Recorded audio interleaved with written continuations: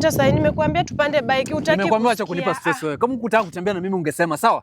Sio kunipa stress kwa barabara. Mgongo inaniuma, hebu angalia vitu venye zinakaa. Pesa iko wapi? Nimekunulia bandana, nimekunulia t-shirt, nimekunulia drone, kile kitu. Unataka sasa hii kitu ya 30 babu na hii kitu ya 200. Hiyo pesa ulikuwa unaokota. Tembea twende. Hiyo kitu ndio unaniambia wewe mwenyewe unang'aru unanunua viatu usiku na mchana. Ng'ara na usiku na mchana. Si wewe fanya kazi pale usikie vile nasikia. Mimi nimechoka. Mimi sitafika huko. Acha kuniambia upuzi yako hapo unaniambia. Eddie.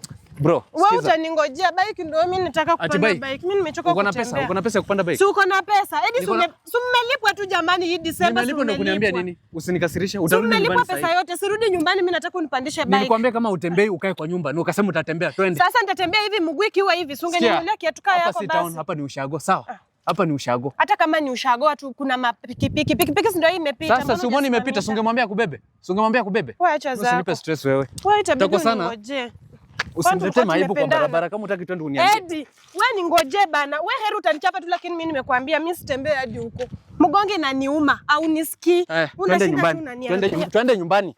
Twende nyumbani. Twende nyumbani. Twende nyumbani. Twende nyumbani. Hakuna mahali tunaenda. Mbafu. Utakuwa unanisumbua akili hapo kinisumbua. Twende home. Let's go.